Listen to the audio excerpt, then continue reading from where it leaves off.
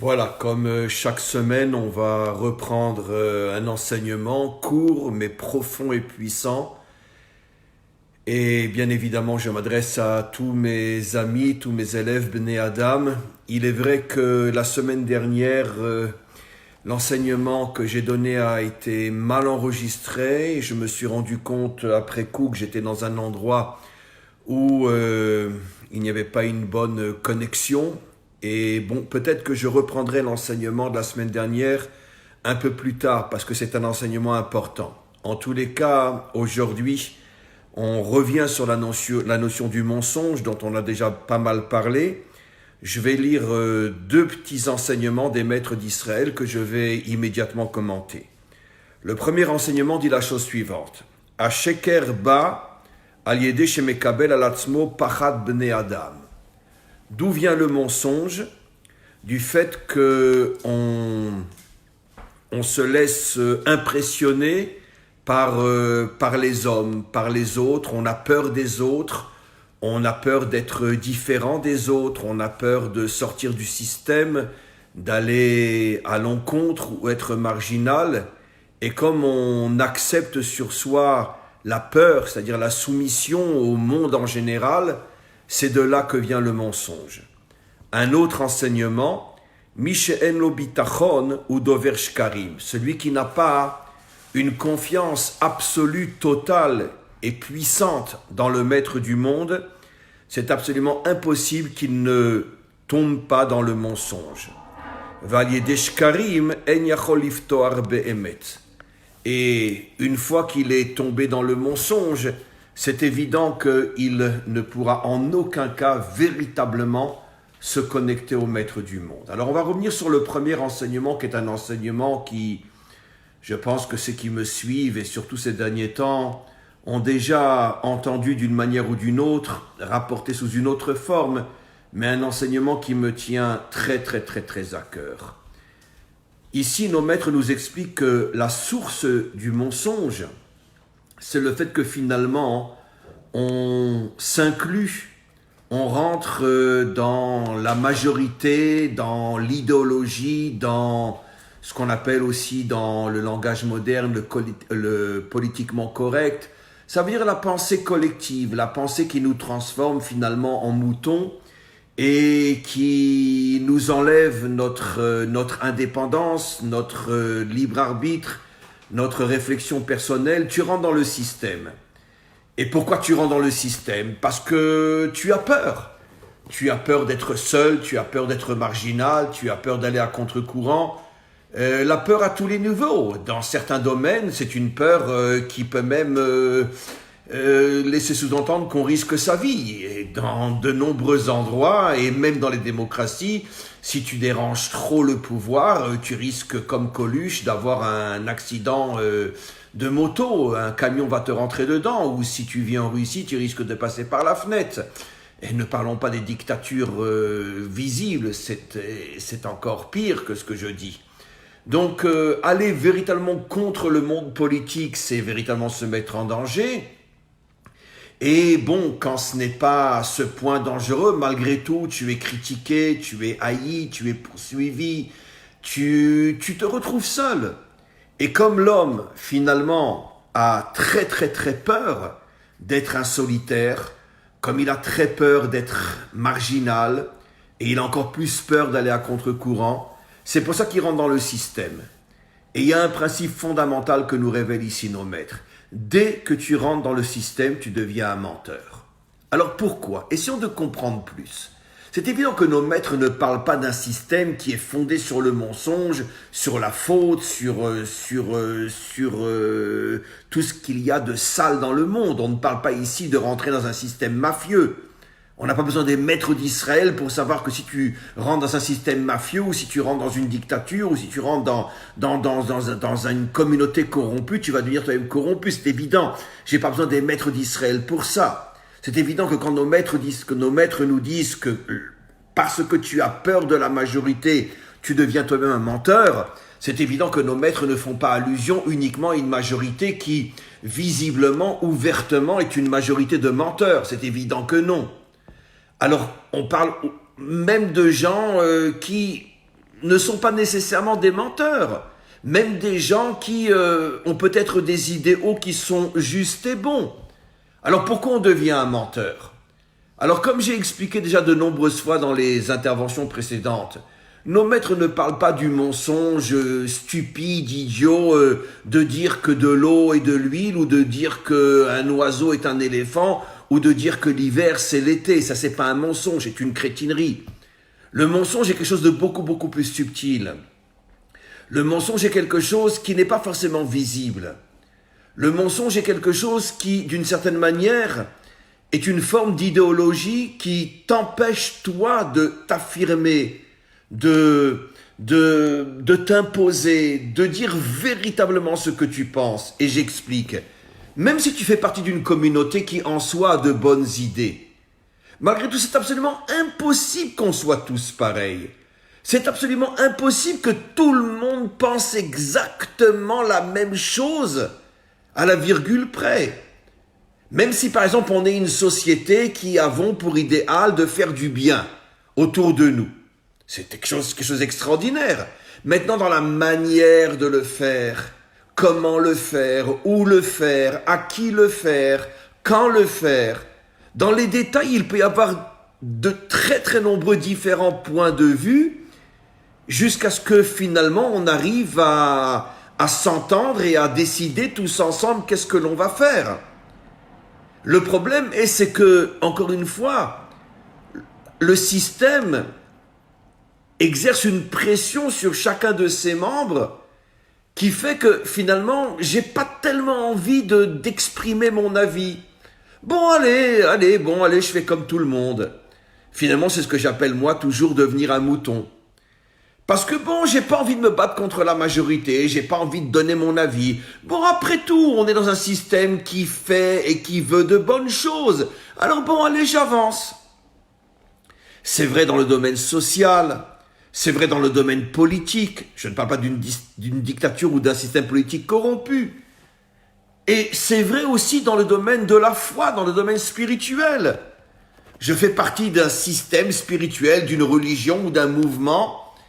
Et puis automatiquement, dès qu'il y a plus ou moins une majorité qui décide que, etc., même si moi, dans mon fond intérieur, je ne suis pas d'accord, je vais avoir énormément de mal à exprimer mon avis parce que j'ai pas envie de me battre, je suis fatigué, j'ai pas envie d'aller contre la majorité.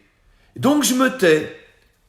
Et finalement, suivre la majorité, même si la majorité fait quelque chose de bien, mais suivre la majorité en sacrifiant ma propre vision des choses, c'est une forme de mensonge. Un homme doit avoir le courage de se battre pour ce qu'il est, de se battre pour ce qu'il pense. Et il n'a pas à faire comme tout le monde sous prétexte que la majorité a choisi. Et ça, c'est encore une fois la forme la plus subtile du mensonge. Et c'est dans ce style et ce type de mensonge que se trouve pratiquement toute l'humanité. Toute l'humanité, finalement, suit la majorité. Le politiquement correct, l'idéal, l'idéologie, la philosophie qui est propagée par les médias, par les journaux, par la télévision, par le monde autour de moi. Et bon, j'ai pas envie d'aller contre, alors je rentre dans le système. Rentrer dans le système s'appelle être un menteur. C'est ça l'une des véritables définitions du mensonge. Tu es dans un système malgré le fait que dans ton fond intérieur, tu n'adhères pas à 100% à ces choses-là. Je vous signale que ça a été la condition sine qua non pour sortir d'Égypte. Qu'avons-nous dû faire pour sortir d'Égypte? L'Égypte qui représente le système par excellence dans lequel personne n'a le droit d'exprimer son avis personnel.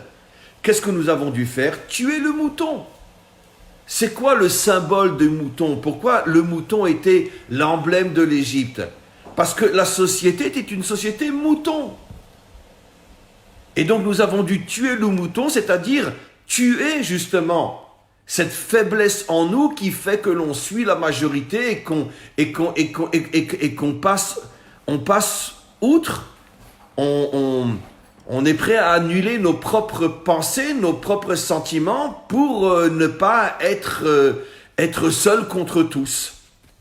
C'est ça tuer le mouton, puisque la définition d'un mouton, c'est un troupeau où tout le monde suit le même berger. Voilà. Et donc, c'est pas facile d'être un homme de vérité. On a aussi une explication extraordinaire dans la Torah au sujet de la naissance de Esav, Ésaü et Yaakov. Quand Ésaü est né, il est dit clairement dans la Torah que tout le monde lui donna le nom Esav. Et quand Yaakov est né, il est uniquement dit, au singulier, il lui donna le nom Esav. Et nos maîtres posent la question, comment se fait-il que le nom de Esav est donné par la majorité et le nom de Yaakov est donné par la minorité, par une seule personne? Vous avez deviné la réponse. Esav représente le mensonge, donc là où il y a mensonge, il y a la majorité. Yaakov représente la vérité, c'est un solitaire, il est tout seul. Et c'est ça, on pourrait dire jusqu'à la délivrance finale, le choix fondamental qu'un homme authentique doit faire. Si je rentre dans un mouvement, quel qu'il soit, si je rentre dans une majorité, quelle qu'elle soit, je deviens un menteur. Si j'accepte d'être un solitaire, je suis un homme de vérité. C'est la raison pour laquelle, au sujet du fondateur d'Israël, Abraham, il y a un verset qui dit « Echad haya Avraham » qu'il faut comprendre dans le sens « Abraham était seul ». Ça veut dire que c'est la première fois depuis la création qu'un homme a fait le choix d'être seul. Et finalement, est sorti de lui un peuple qui est toujours seul. Parce que haï de tous les autres, critiqué par tous les autres. Comme on le voit depuis des millénaires. À titre d'exemple, en ce moment, et ça fait maintenant 10 ans déjà, des massacres inimaginables se produisent en Syrie, mais personne n'en parle, ou presque pas. Mais par contre, si un Israélien éternue quelque part dans ce qu'on appelle les territoires, et que ça va peut-être toucher un Palestinien, tout de suite, l'ONU se rassemble pour décréter que Israël est un État apartheid. Parce qu'il a éternué sur un Palestinien. C'est comme ça que le monde fonctionne. Donc finalement, Israël a commencé à partir d'un homme qui a accepté d'être solitaire, et jusqu'à aujourd'hui, nous sommes solitaires. Mais pourquoi? Parce que nous sommes les seuls à garder en nous la vérité vraie, même si on n'est pas toujours et loin d'être à la hauteur de cette vérité. Sinon, on serait depuis longtemps plus en exil. Mais quoi qu'il en soit, nous portons en nous la vérité vraie qui est la Torah. Et la Torah apprend à un homme à n'avoir peur de personne et surtout pas de la majorité. Maintenant, qu'est-ce que dit le deuxième enseignement? Le deuxième enseignement nous dit que seulement celui qui a une confiance absolue dans le maître du monde peut sortir du mensonge. Le deuxième enseignement, bien sûr, complète le premier. Comment je peux arriver à aller contre la majorité? Comment je peux refuser de rentrer dans un mouvement, dans une communauté? Comment je peux refuser d'être comme tout le monde? Surtout si le comme tout le monde, c'est pas forcément des gens mauvais. Comment je peux arriver à m'échapper, à me libérer de la pression de la majorité? Eh bien, si tu mets ta confiance absolue dans le maître du monde, tu ne pourras pas, même si tu es professeur de karaté, même si tu es professeur de Krav Maga, même si tu es champion du monde d'arts martiaux, même si tu es un héros à la guerre et que tu es un soldat extraordinaire, c'est pas ça qui va t'aider à aller contre ou en dehors de la majorité. Parce que c'est pas la force physique qui fait de nous un homme de vérité. C'est la force mentale, psychologique. C'est la conscience, la force de la conscience. Et même si je suis champion de Krav Maga, je peux avoir une conscience qui ne vaut pas 2 sous. Et donc, comment qu'on renforce sa conscience? En se connectant de toutes nos forces au maître du monde. Parce que finalement, le maître du monde, il est exactement le symbole de la vérité. Il est tout seul. Parce que le vrai maître du monde est tout seul. Ah, parce que vous allez me dire, évidemment, il y a des milliards de gens qui sont religieux sur Terre. Mais ils ne sont pas attachés au maître du monde, ils sont attachés au miroir de leur nombril. Est-ce que les religions sont vraies?